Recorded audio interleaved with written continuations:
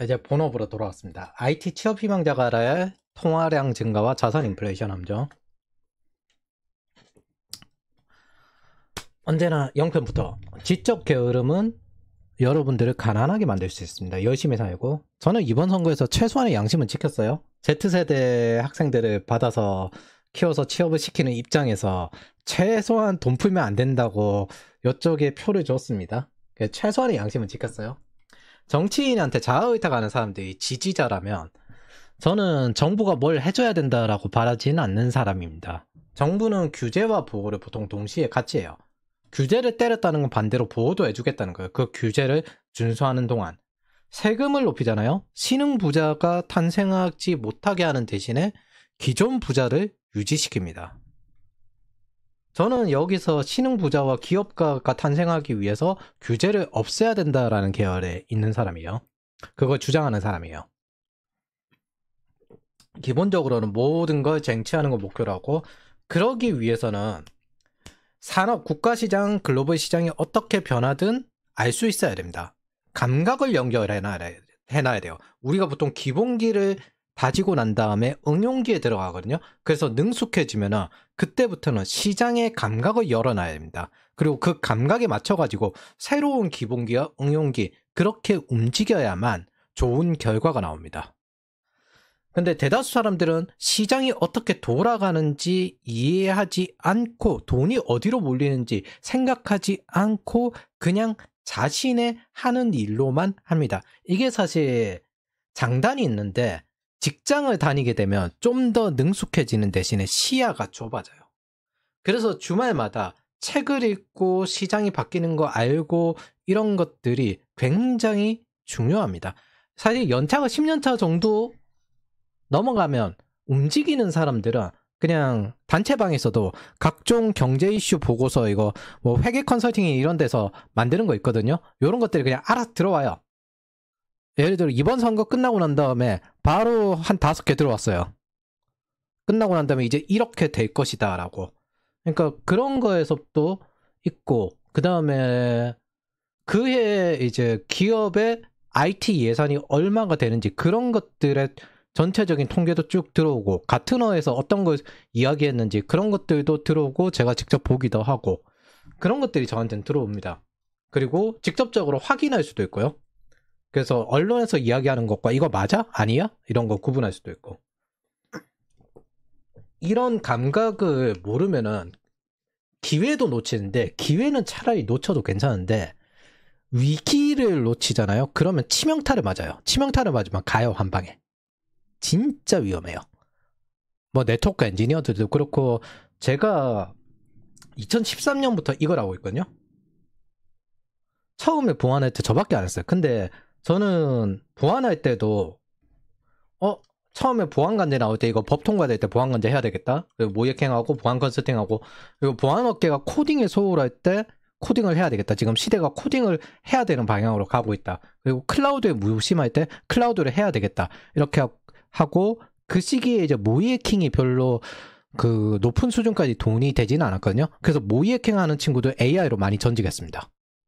AI 국비 지원이나 아니 뭐 이런 것들이 많이 늘어났기 때문에 거기에 빨리 들어와서 빨리 끼어 들어가라. 왜냐하면 보안 전문가들은 대부분 석사를 다 하는 게 정석이었거든요. 그래서 석사학위가 다 있으니까 AI 쪽으로 많이 넘어가가지고 초기 AI 쪽으로 많이 들어갔어요. 그리고 데브세곱스가 없이 펜타곤에서 이 기획에 떴을 때 개발 인프라 보안 이거 다 해야 되는구나. 이렇게 먼저 시작을 했어요. 경력 있는 IT인들은 알 건데 먼저 아는 게 진짜 얼마나 중요한지 이걸 알 겁니다. 두 번째, 돈이 풀리면 우리는 진짜 유리해요. 일단 기본적으로 지금 현재 세계에서 가장 생산성이 있는 영역들이잖아요. AI를 쓰든 뭘 하든. 자, 2008년부터 양적 완화가 시작됐는데 뭐 유럽도 그렇고 어디든 그렇고 이때부터 테크 버블이 엄청나게 시작이 되었죠. 이게 IT 버블식의 가장 큰 차이는 요거를 온전히 생산성으로 받아내고 주가 상승으로 자산 가치 상승까지 같이 결합을 시켰다는 겁니다. 그러면서 RSU 제도로 넘어갔죠. 그래서 우리는 돈이 풀리면 RSU니 뭐니 이런 것들 기회도 늘어나고 훨씬 좋아요. 채용도 늘어나고. 그래서 사실상 우리 지금 기다리고 있는 건 미국이 돈 풀리기 바라고 있는 건데 한국 돈 풀려도 나쁘지 않아요. 어차피 먹을 거 많으니까. 근데 이러면은 팬데믹 때 이랬거든요. 자, 서프라임 이후 3년쯤 지나고 스마트폰 나왔어요. 그리고 난 다음에 2015년 금리 상승 이후 한 2013년에 클라우드가 이제 CIA 프로젝트, AWS가 그 프로젝트가 통과했는데 그렇다고 클라우드가 대중화되지는 않았는데 2015년쯤부터 스타트업 붐이 불었습니다. 그러면서 본격적으로 클라우드 업계에 압도적인 성장이 있었고 데이터 기반 의사결정이 늘어났고 이거 끝나고 난 다음에 이제 팬데믹이 이어졌는데 팬데믹 되니까 이제 클라우드의 발판으로 AI가 튀어나옵니다. 우리는 통화량이 늘어나면 굉장히 유리한 계통입니다. 그래서 이 시대에는 그냥 미친 척하고 테크로 일단 뛰어들어야 돼요. 되든 안 되든 간에 테크로 뛰어들어야 돼요. 지금 바이브 코딩 뛰어드는 것도 다 똑같아요. 되든 안 되든 간에 끝까지 가겠다는 생각으로 테크로 뛰어들어야 됩니다. 안 그러면 이 통화량을 커버할 수 있는 산업 생산이 증가되고 연봉이 증가되는 영역이 없습니다. 뭐 지금 해가지고 우리가 우주를 가기에는 좀 어렵잖아요. 그래서 되든 안 되든 테크로 지금은 뛰어들어야 된다. 그리고 영어 해가지고 글로벌 시장으로 나아가려고 발버둥을 쳐야 돼요. 그래서 우리 입장에서는 통화량이 풀어지는 게 좋아요. 중요한 거는 이렇게 풀어지면은 사실 글로벌도 다 똑같은데 Z세대 죽어요. 저야 이제 뭐 자리 잡았고 그 다음에 굳이 결혼도 안 했고 물론 갔다 왔지만 해서 상관이 없는데 그냥 뭐 이 지역에 대한 의무감이죠. 지금 선진국들 Z세대들이 어떤 꼬라지가 나는지 다 아니까 여기 이제 이쪽 지역 내가 있는 고향에 대한 지역에 있는 젊은 친구들은 안 죽길 바라는데 뭐 나는 양심껏 했어. 난 양심껏 했으니까 되든 말든 이제 더 이상 내 책임은 없습니다. 그리고 뭐 지네 부모들이 택했는데 제가 그까지 할 수는 없어요. 저는 30년 가까이 뜯겼는데 한국에 돈 푼 거. 자, 그래서 어쨌든 중요한 거는 IT는 통화량의 수혜자입니다. 그리고 IT는 통화량을 신구 생산성으로 전환시켜요. 이 점에서 Z세대에겐 좀 유감이 있지만은 개인적으로 그 부모 세대인 X86 그리고 돈뿌리라는 레디컬 페미니스트가 염치가 없고 부끄러움을 모른다고 생각을 했습니다. 뭐 나오면은 이제 대놓고 놀아야 되니 뭐 이제 지방 부동산 올려야 되는 이유 같은 것도 이제 노후 보장이 안 된다. 그거 월세 받아가지고 노후 해결하겠다는 거잖아요. 그래서 거기에 아무 말 없이 제가 동조할 수도 있는데 동조하는 게 부끄럽다기보다는 그냥 약간의 낭만이에요. 약간의 낭만. 뭐 왠지 저거 그냥 먹으면 같이 먹을 수 있는데 너무 쪼다 같았어요. 그 제 식으로 이야기하면 저희 때는 요즘은 찐따라고 하는데 저희 때는 쪼다라고 했거든요. 너무 쪼다 같았어요. 저 뭐야 저 나이 먹고. 세금 얼마나 때려. 신흥부자 어차피 나올 수 없게 되면 있잖아요. 한번 추락하면 영원히 못 올라오는 구조가 되는데 생산성 있는 사람은 그런 거 신경 안 써요. 쓸 필요도 없고. 왜냐하면 어차피 대다수 열심히 일하네요. 대다수 툭 까놓고 해서 지금 회사 들어가가지고 하루 3시간 집중하는 사람도 없을걸요? 예전에 통계조사가 있는데 하루에 25분 정도 집중한다고 했습니다. 제가 오죽 이게 염치가 너무 없어 보이고 쪼다 같아가지고 억지로 분노를 끌어올려가지고 이걸 하긴 했는데 뭐 결과가 이렇게 나왔으니까 난 몰라. 내 탓 아니야. 나는 양심은 지켰어. 최소 염치는 있어. 그래서 어쨌든 이 통화량을 흡수하고 수혜를 얻기 위해서 시장으로 판단하겠지만 이 글은 그간 저를 지지해준 분들에 대한 감사함으로 굳이 적어요. 단 이거 웬만하면 주변에 추천하지 않게 바랍니다. 배당받을 몫이 줄어들어요. 그러니까 이런 좀 자아의탁하는 사람들이 있거든요. 자아의탁하는 사람들이 자기가 이겼다고 승리를 만끽하는데 그 모든 화폐 통화량은 있잖아요. 생산성이 정부예요. 그걸 지금 시리즈별로 하고 있는데 계속 그냥 정보보안 취업지도 전체적으로 한 이야기하면서 통화량에 관련된 이야기잖아요. 이거 어떻게 이용하는지. 그래서 이런 사람들이 늘어날수록 좋습니다. 굳이 논쟁을 안 해도 돼요. 원래 칼 갈 때는 있잖아요. 돈 벌 때는 진짜 조용히 벌어야 돼요. 이건 맞아요. 돈 벌 때는 진짜 조용히 벌어야 된다. 얼마가 있는지도 몰라야 돼요. 조용히. 그래서 상황은 이용해야 되고요. 이 상황을 보기 위해서 시장을 계속 보는 겁니다. 상황이 이게 기술 반감기가 요즘은 반감기라고 이야기하기도 어려울 정도로 너무 패러다임이 쉽게 변해요. 옛날에는 한 몇 년 전에 6개월 이렇게까지 갔는데 그전엔 2년쯤 돼서 너무 빠르다고 했는데 지금은 반감기라고 해야 되는지 모든 것들이 다 경쟁하고 있고 포지티브 싸움이고. 그래서 어쨌든 지금 상황을 보면요, 주식시장에 때때로 비싸질 때가 있습니다. 버블이 날 때. 그러면은 이렇게 생각을 해야 돼요. 아, 주식시장이 잘못되었다라고 생각하면 죽어요. 가치평가보다 비싸게 보는 사람이 많다라고 생각해야 합니다. 한국이라는 지금 시장은요, 여러 가지 통화량 증가를 바란다 라는 결과가 나왔습니다. 통화량이 증가하게 바란 사람이 대다수라는 거예요. 제가 대다수 지금 이제 좌파 지지하는 사람들을 봤거든요. 이 사람들이 일을 잘한다는 개념이 뭘까라고 생각하는데, 이 사람들은 돈을 뿌리면 일을 잘한다는 개념이에요. 돈을 아끼면 일을 못한다는 개념이고. 그래서 이 사람들 계속 돈을 뿌리기 바래요. 그래서 이 상황을 어차피 이용하면 돼요. 어차피 생산성이 적은 거니까. 근데 개인은 이런 상황에서 이익과 위기가 공존하게 되는데, 예를 들어 임금을 올릴 수 없는 공무원 같은 경우 인플레이션 요인에 속하면서도, 그러니까 공무원들은 생산성이 없어요. 기본적으로 정부 사업은 모두 생산성이 없어요. 인플레이션 발생 요인입니다. 근데 거기에 속하면서도 그 피해를 직접적으로 받습니다.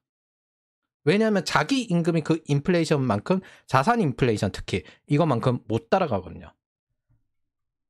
그래서 여러분도 어쩌면 자신의 한계를 극복하겠다고 깊이 집중할 수도 있는데, 항상 이 한계를 극복하는 거는 어차피 세상이 바뀌어도 해야 될 일관성적인 거고요.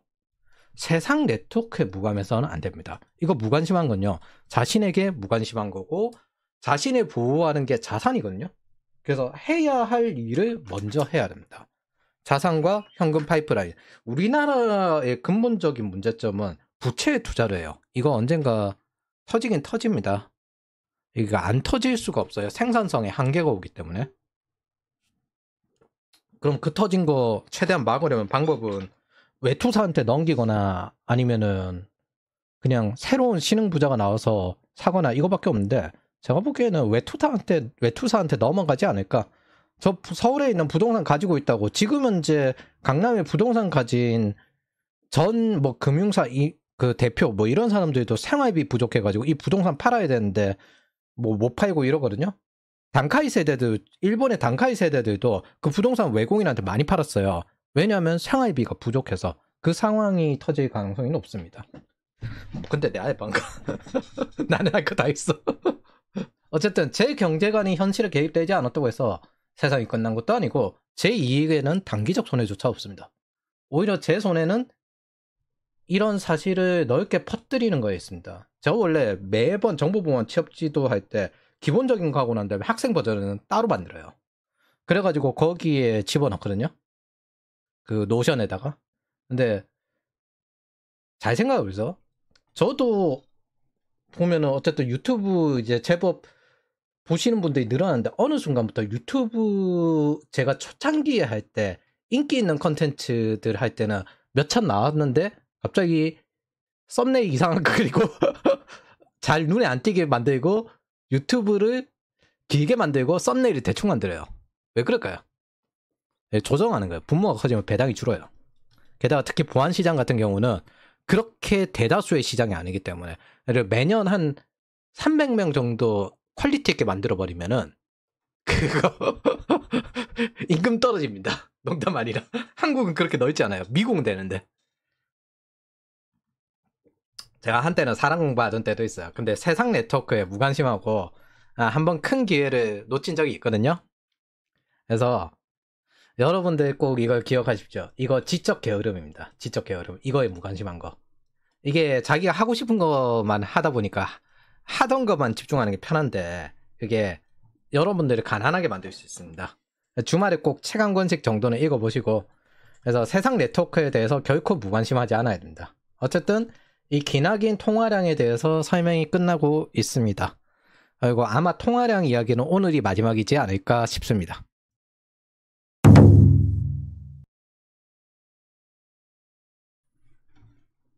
자, 본원통화 14배가 증가했다. 이게 무슨 뜻이냐면요, 대한민국의 통화량인데 2000년대부터 본원 통화량이 14배가 증가했어요. 저도 뭐 이거에서 부모님과 자식 둘 다 뜯긴 세대들이죠. 이게 X86들 이제 그 중산층 만들어주기 프로젝트거든요.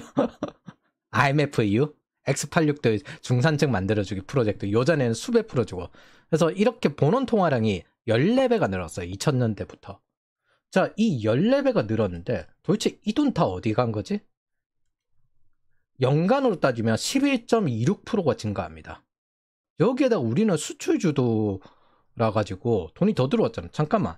통화 승수는 어차피 대출이 늘어났을 테고 본원 통화량은 14배가 늘었는데 뭐 인플레이션율과 실질 경제 성장률 이거 합친다고 해봐야 명목 경제 성장률 이거 안 되잖아. 우리 매년 11%씩 증가했어요? 그렇지 않잖아요. 이거 왜 이러지? 여기에 이제 업그레이드 할 때가 된 겁니다. 본원 통화량 10% 이상 그리고 통화 승수는 대출이죠. 대출이기 때문에 얘들 같은 경우에는 기본적으로 명목 그 실질 경제 성장률에 크게 들어가지 않습니다. 그래서 인플레이션 2, 4%, 실질 경제 성장률 2, 3%, 최소 5% 이상은 도대체 어디로 굴러 들어갔을까? 여기서 좋은 질문이 나옵니다. 도대체 그 많은 머니 프린팅, 돈을 찍어낸 건 어디로 갔을까?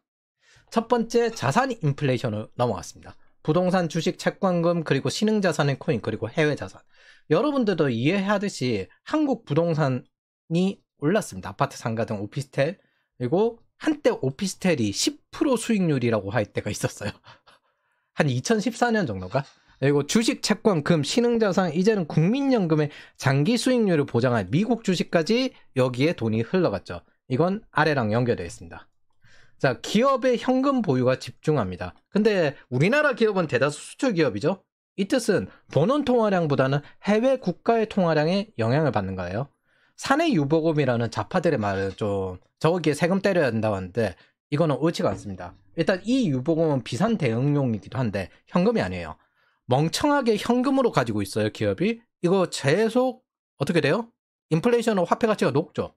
근데 기업은 이걸 가지고 뭘 해야 되냐면 다른 곳에 원자재를 사야 됩니다. 그래서 원래 한국의 부동산 가격이 높아가지고 평택에 안 만들려고 했다고 하잖아요. 그런 것처럼 기업은 비상자금을 가지고 있어야 돼요. 이거 안 가지고 있다가 터진 게 대마불사하다가 터진 게 IMF입니다. 그때 이후로 기업이 자생을 하기 시작했어요. 정부의 관치금융이었거든요. 옛날에는 야 저거 터널 뚫어. 적자인데요. 대출해줄게 뚫어. 이런 식이었어요. 군부정권하는 방식이. 그래서 그게 어음까지 터지고 대마불사의 이제 부도덕한 경영까지 터지니까 IMF가 터진 거예요. 그래서 대부분 보면은 산업 생산형 부동산 재고, 즉 현금이 아닙니다. 환율 변동의 금융상품 가지고 있고. 그래서 한국 기업은 게다가 평균 수익률이 낮은 편입니다. 제조업이니까. 그래서 매출 규모 대비 이것도 사실 위험한 편입니다. 그래서 경제 위기가 올 때마다 계속 흔들리는 거예요. 현금이 부족하다 이렇게 하면서 계속 흔들리는 일이 생기는 겁니다. 그래서 괜히 그 무상증자나 이런 유상증자 뭐 이런 것들이 그 자주 나오는 이유 자체도 그렇게 하다 보니까 이제 증자로 돈을 수금을 하잖아요. 그러니까 다른 쪽도 보니까 증자로 돈을 수금해서 돌아가네? 그러면서 우리나라는 이제 상장 폐지를 잘 안 시키니까 그걸 자주 합니다. 미국 같은 경우는 바로 상장 폐지 시키는데. 그리고 기업 유보금에는 우리가 결제하는 페이도 있습니다. 이거 환불해줘야 되는 돈이기 때문에 어느 정도는 보유해놔야 되죠. 여기에다가 세금을 때리면은 실제 수익도 아닌데 거기에다가 세금이 들어가는 그런 방식이 됩니다. 즉 엄밀히 말해서 이런 페이와 같은 기업 유보금은 이렇게 통화를 많이 뿌렸을 때 통화 속도를 늦춰져서 우리 입장에서는 자산 인플레이션을 줄여주는 역할을 해요. 그래서 이런 유보금은 사실 우리 입장에서는 좋은 겁니다. 그러면 이거랑 왜 연결이 되는데 자산 인플레이션이. 자, IMF 이전에 한국 기업은 대출을 연명했어요. 그리고 이후에는 기업 내 위기에 대비한 현금을 보유하는 걸로 유지를 하기 시작합니다. 즉 IMF 이전 관치금융은 기업 대출이 줄였는데 은행의 주수익원이었던 기업 대출이 줄어드니까 정부는 수요를 부동산으로 돌려버립니다. 그게 분양제, 전세대출, 문재인 시기 무리한 PF 대출 이런 것도 다 비슷한 거예요. IMF 은행들이 여기에 대출에 개인 대출에 몰입할 수밖에 없었습니다. 그리고 이게 건설과 그 다음에 자영업 이런 식으로 계속 넘어가니까 그래서 IMF 이후 주수익원인 기업 대출은 이제 가계 대출로 바뀌었는데 정확히는 한 2018년 요 정도로 바뀐 걸로 해요. 여전히 이제 기업 대출이 그냥 많았는데 그게 사실 중소기업 대출. 그래서 수수료 장사 같은 한국인이 워낙 저축이 투철해가지고 요런 건 좀 힘들어요. 카드 버블 한번 겪어놓으니까 더더욱 더 잘 안 씁니다. 게다가 지금은 이제 그 30대와 40대 초반 같은 경우에는 저축 엄청 빡세게 하던 부모 세대의 자식들이거든요. 그래서 저축을 잘해요. 한국 저축률 보면, 개인 저축률 보면 전 세계 1위입니다. 그래서 이 기업 대출의 비중은 점점 줄어들고 있고 기업들은 은행 대출에 의존하지 않고 자생하기 때문입니다. 근데 이게 케인즈식 경제 정책을 추구하는 이제 통화 승수를 계속 늘리는 계획 경제 국가인 한국에서는 은행으로 기업을 압박하는 방식이 안 통하는 상황이 되어버립니다. 그래서 은행은 돈 되는 가계 대출에 집중, 기업 대출은 소홀, 뭐 이렇게 하는데 그냥 기업 대출이 이제 더 이상 그렇게까지 필요 없어진 상황이 된 거죠.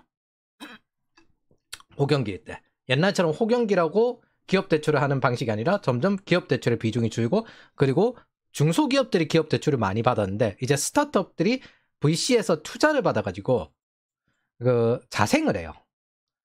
장기적으로는. 그렇게 되어버리니까 점점점 기업 대출이 줄어들게 되는 거죠. 그러면 이제 가계 대출로 집중을 하게 되었습니다. 장기적으로는. 그래서 문재인 정권의 부동산 상승쯤에 제가 보기에는 가계 대출이 기업 대출을 초월한 걸로 기억을 해요. 대충 2010년대에 추월을 했습니다. 후반대에. 그래서 은행은 상황에 따라서 가계 대출에 집중하냐, 기업 대출에 집중하냐 여기 한데 지금은 가계 대출이 막히니까 기업 대출에 집중을 하고 있습니다. 그런데 이제 기업들이 스타트업들은 VC 시스템이 들어오니까 기업 대출을 안 받죠. 그래서 대기업의 대출 증가는 상대적으로 또 외국 수요에 의존하니까 더욱더 적게 올라갔습니다. 보면은 대기업 대출 증가 여기 47인데 2000년 여기 보면 287입니다. 통화량은 14배가 증가했는데 저금리가 되어도 생각보다 한 4728, 한 7배? 7배보다 더 적은 한 6.5배? 요 정도. 6.5배 정도. 근데 중소기업 대출도 증가하긴 했는데 그렇게까지 본원 통화량 증가하는 만큼 증가하지 않았어요. 즉 통화 승수가 떨어진다는 거죠. 이 통화 승수를 어디서 커버를 했느냐? 자, 전체 대출 금액 보이십니까? 개인 사업자 대출 현황만 봐도 대부분 자영업자거든요. 근데 이 자영업자 대출도 대부분 부동산에 많이 걸려있어요. 부동산 관련 대출 규모는 얼마나 될까? 여기서 중요한 거는 기업이 부동산 쓰는 거는 산업부동산으로 쓸 수가 있기 때문에 뭐 그렇다 치고 개인이 부동산 쓴 거 한 절반 정도 되거든요. 1,309조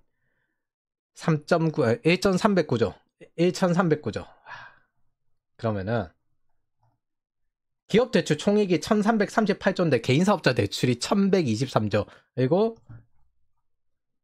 1,300조는 가계 대출이면서 부동산 대출. 그러니까 전체 부동산 대출은 2,682조인데 이거 뭐 그 산업용 부동산까지 포함되어 있으니까 요건 제외하고 1,300조가 거의 기업 대출과 가계 대출 총액이 또이또이하다는 거죠. 동시에 X86 세대가 세례처럼 물려주는 착취 렌트, 신용 배급 그리고 과잉 대출로 인한 전세 사기가 여기서 비롯합니다. 막대한 통화량입니다. 무엇보다 전세가 줄어드니까 이제 오피스텔 월세가 올라가고 있습니다. 그리고 외투사들이 지금 들어오고 있어요. 뭐 리츠 걸어놓고 하죠. 사실 지금 네이버 찾아보면은 알리나 테무도 많죠. 이것도 있습니다. 잠깐 돈 번 게 있는데 ESR 캔들 스퀘어 리츠? 네. 이거 여러 가지 그 창고 관련된 리츠거든요. 얘네들도 한동안 알리 테무에 제법 팔았을 거예요. 그 창고를.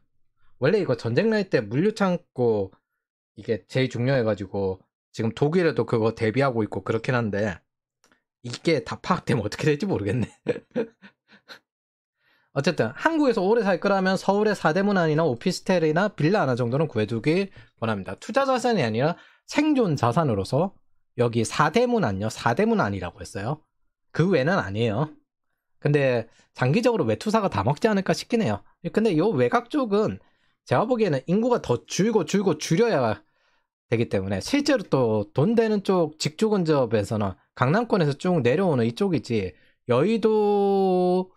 여의도나 아니면은 저기 종각 여기는 공무원 쪽이고 이쪽은 잘 안 될 것 같긴 해요. 솔직히 실제 생산성을 신규로 만드는 쪽은 강남에서 쭉 내려와서 판교, 평택 이쪽 라인이라서. 그럼 총 가계대출 이렇게 하면 1928조 7천억, 즉 기업 대출을 훨씬 넘어섭니다. 그리고 개인 사업자 대출에서 상당수는 부동산에 들어가 있다는 뜻입니다. 그래서 가계신용 딱 이렇게 해서 가계대출 이거 전액 나오거든요. 1928조. 저게 지금 현재 대출로 연명하는 통화량이 엄청나게 증가한 대가입니다. 즉 다음 단계로 이 공식을 버전업 시키면 이렇게 됩니다. 본원 통화량 증가량과 통화 승수를 플러스 외국에 들어오는 해외 유입 더하면 CPI 인플레이션, 우리가 소비하는 인플레이션, 실제 경제 성장률, 자산 인플레이션, 기타 유동성 변화 이렇게 합쳐지는 거고, 이쪽으로 돈이 대다수 갔다. 여기야 뭐 나머지 자잘한 거고, 뭐 미술품 샀다. 뭐 여기 들어갈 그 자산 인플레이션에 들어갈 수 있겠지만 대부분 부동산이잖아요. 그리고 주식도 이게 지수가 안 올라서 그렇지 덩치 자체는 커졌어요. 분할 상장하고 막 그래가지고. 어쨌든 본원 통화량 11.27%. 그럼 여러분들 한 20년간 연간 11.27% 연봉 상승했습니까? 그래서 여러분들이 필사적으로 고부가가치 영역에 뛰어들어야 되고 RSU 받아야 되고, 그 다음에 일정 부분 이상 오르면은 안 돼요. 세금 때문에. 그래서 자산으로 투자하고 전환하고 그리고 외국으로 진출하고 그렇게 해야 됩니다. 정작 상황 보면 있잖아요. 그래, 본원 통화량은 11.27%가 증가했는데 뭐야? 임금은 3%. 뭐 이거 뭐 밑에 나오잖아요. 실질 임금 증가요. 3%쭉 했다. 인플레이션 한 2% 합쳐가지고 이거 2% 하면 4%, 5% 증가했겠네. 그게 반복되고 있습니다. 4, 5% 정도 증가하는 거예요. 그럼 나머지 5% 어디서 메꿀 건데? 이런 거에 부업을 한다든지 RSU를 받는다든지 해외로 진출한다든지 이러지 않으면 못 쫓아가요. 참고로 한국이 양적 완화를 안 했기 때문에, 기축통화국이 아니기 때문에 적게 푼 겁니다. 이것도. 이게 여러분들이 앞으로도 절대 멈출 수 없는 이 폭주 열차에서 살아남아야 되는 걸 이야기하는 겁니다. 사실 이렇게까지 풀 필요 없거든요. 근데 우리가 대출 주도로 연명하게 된 이유도 이것 때문이에요. 이걸 반대해가지고 저축하는 생활로 되돌아가자 하는 게 비트코인이잖아요. 이게 한국의 경제 체질이고, 사실 글로벌 경제 체질, 한국의 경제 체질은 좀 더 해야 되긴 한데, 어쨌든 한국의 경제 체질입니다. 가계부채가 과도하니까. 즉 돈을 뿌리는 건 경기 순환의 대응이지 경제 체질의 개선이 아닙니다. 경제 체질은 오직 생산성의 개선에서 나오게 됩니다. 여기서 IT는 두 가지 역할을 합니다. 첫 번째, 기존의 비효율적인 시스템을 개선해서 혁신, 비용 감소를 만듭니다. 즉 생산성을 향상시킵니다. 대표적으로 아마존 효과가 이건데, 실제 쿠팡 같은 물류는 물가 하락에 기여하는 게 전 세계에 다 알려졌어요. 이거 생긴 국가들은 다 똑같이 물가 하락에 기여를 했습니다. 이건 모든 나라에서 확인이 되었다고 생각하시면 됩니다. 두 번째, 완전히 새로운 시스템을 만들어서 새로운 수요를 창출합니다. 즉 새로운 거래량을 만들어서 경제 체질을 바꾸게 됩니다. 그렇기 때문에 여러분들은 아무리 마음에 안 드는 것들, 저 배급견들이 돈 뿌렸는데 어쩌고 저쩌고 해도 여러분들이 제일 많이 먹는 거예요. 뭐 일을 한다는 건 결국에는 아무리 불만이어도 이웃에 봉사하는 일이 됩니다. 일 안 하는 것들이 항상 인플레이션을 만드는 요인들이 되는 거죠.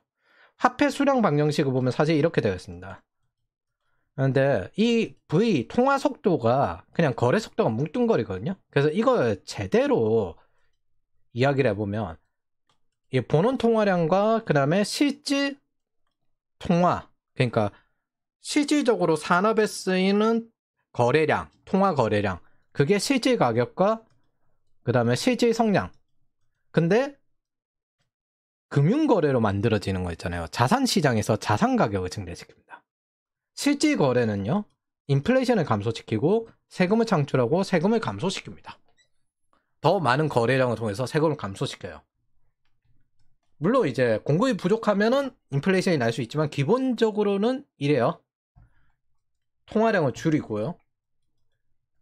그래서 재화 서비스의 생산성을 향상시켜서 공급을 증가시키고 생산 단위당 비용 감소시키고 경쟁이 일어나기 때문에 포지티브 썸 경쟁이 일어나고요. 그게 가격 하락 압력으로 작동합니다. 그리고 결과는 같은 통화량이어도 디플레이션 압력을 주게 됩니다. 게다가 지금은 이제 그 성향이 강해졌죠. 페이 같은 데다가 집어넣으면은 이 통화량을 줄여요. 그 유보하고 있어야 되기 때문에. 그러면은 인플레이션을 일으키는 거래도 있습니다. 금융거래. 이게 정확히 이야기하면 주식으로 들어가면 그렇게까지 인플레이션을 일으키지는 않는데 주식 가격만 올라가지. 부동산 인플레이션을 일으킬 때 착취 렌트나 신용 배급이 되어서 문제예요. 네, 리츠로 들어가는 것도 요즘은 이제 렌트 비용을 올리고 있어서, 그래서 금융거래가 증가하고 인플레이션이 증가하고 경제위기 시 위험이 되고 정부 자금 세금 증대하고 착취 렌트 신용 배급이 됩니다. 즉 실물 생산 없이 돈만 돌아다녀요. 이 차이가 여기서 나옵니다. 여기는 실물 생산이나 아니면은 우리의 이런 데이터 관련된 소프트웨어 생산, 그래서 새로운 신규 수요 창출 이런 것들이 되는데 여기는 실물 생산 없이 돈만 돌아다녀요. 착취 렌트 신용 배급, 그리고 대출만 계속 증대되는 방식이 되는 거죠. 생산적 대출, 기업에 하는 대출은 도움이 됩니다. 그래서 크게 자산 시장으로 들어가는 통화량이 있고 실질 경제로 들어가는 통화량이 있다. 그리고 여러분들이 실질 경제 성장률을 기여하는데 여기에 속하고 IT가 그 영역에 많이 기여를 했다.